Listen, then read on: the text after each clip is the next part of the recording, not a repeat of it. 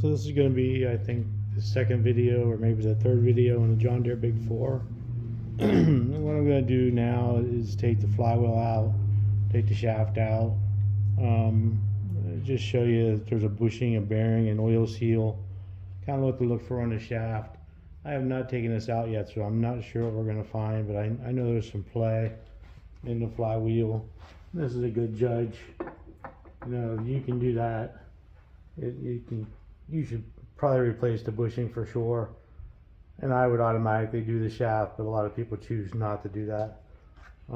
Just like a number 9 or number 7 or basically any other mower that I can think of, at least newer mower or fairly newer mower, all the same thing: a flywheel, a shaft, and a bevel gear back here. And to my knowledge, all of them unscrew.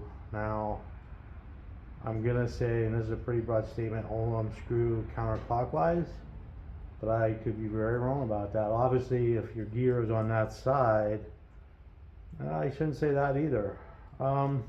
Just be careful. I don't think there's any left hand, but by the time I say that, there's going to be left hand threads. So basically, again, just like the number 9, I will stick my foot on the flywheel, and number 4, anything other than McCormick Dairy number 9, you have to be careful of how much damage you can do to that bevel gear. You're not going to break the bevel gear, but what you'll do is you'll chip the teeth off. It's not the end of the world if you chip one tooth off, you know, halfway or a quarter of the way or something like that. But if you chip a whole tooth off, you just basically committed yourself to find another bevel gear. John Deere Big 4 bevel gears are very hard to find, probably just because of that reason. Number 1, the wear. They wear really hard, and they are so thin to take them off. I've chipped more than I want to admit to, taking them out, so you have to be really careful. So it's the same thing as in McCormick Dairy number 9. If you watch that video, my foot is on the flywheel, and I'm taking one tooth. I'm putting a little pressure, and that came right away. This mower's been worked on fairly recently, I think. That came pretty easy. But if it didn't come easy, you know, I would tap a tooth, and I like to tap it right there at that hump. That, in my mind, that kind of gives a little bit more strength. But I would tap that tooth, turn it, tap that tooth, turn it, tap that tooth. And if it didn't come, and it's a gut thing, it's a feel thing, if it doesn't come right away, throw some nice even heat on it, and at that point you have nothing to lose, especially if it has to come out. So and the other thing I want to say, I am not sure of this. I think there's an Amishman having these made new, but again, I could be very wrong. I know you can now buy that clutch piece right there. They're not cheap. It's $125 if I remember right, and I actually have one, just so I have it on hand. This is another big wear spot on John Deere's. What happens is, and I don't know how fine my camera is, but what happens is, those right there, those maiden clutches have to have a nice square edge, and what happens on John Deere's is that rounds over and that rounds over. More so the sliding clutch rounds over, and it slips. It'll slip a lot. Oh boy. I'm glad I did that. That's not right. So maybe you will see me take this apart. That's definitely not right. And the weird thing is, he's never said it was a problem, so I don't know if it's a problem or not, but I'm definitely going to take it apart and see what's going on, but that is not a good sign. So yeah, I told you I wasn't going to take this apart, but now it looks like I am going to take it apart.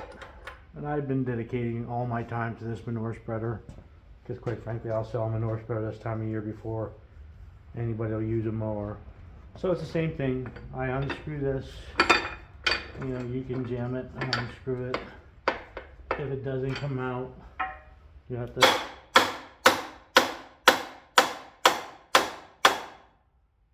help it a little bit. Jam it some more, turn it some more. And it's going to jam up again. Okay, so turn it some more. I haven't really figured out why it does that, but that happens more times than you think it should. It's not a burr in the threads. I never really cared enough to figure out why it jams up like that.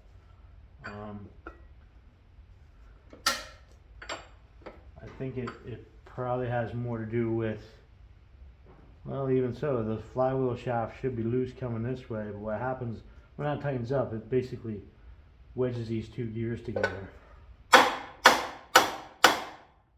But the question is, why isn't that flywheel shaft free enough that it'll come out on its own without you hitting it? And there we go. Okay. And like the number 9, there's a washer in behind this. Make sure you cover it, that it doesn't fall down into the oil when you don't put it back. So you have a gear, you have a bearing,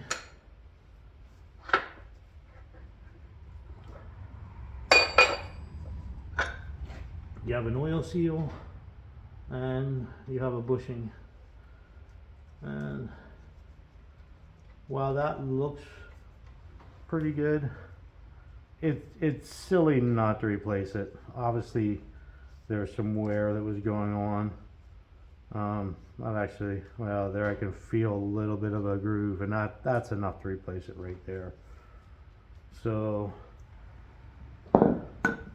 if you watch the number 9, you'll see how I take this out. Basically, I'll pop that oil seal out, drive that bushing back into the gearbox. So I guess I'll just keep going and take that out. So I talked earlier about how to clean this play up here, and now that I have the light better, now you can see this pin here. So you would take that pin out, turn that collar, put that pin back in, and that would remove some of your play there. Man, I don't think I've ever seen that before. If I did, I don't remember it. That's almost like that's broken. But to take this out, and if I'm wrong, you're gonna have to forgive me, because I'm actually not prepared to do that. I think I'm gonna make that a separate video. So that would be how you would take the flywheel out and change your bushing, change your bearing, change your oil seal, change your shaft.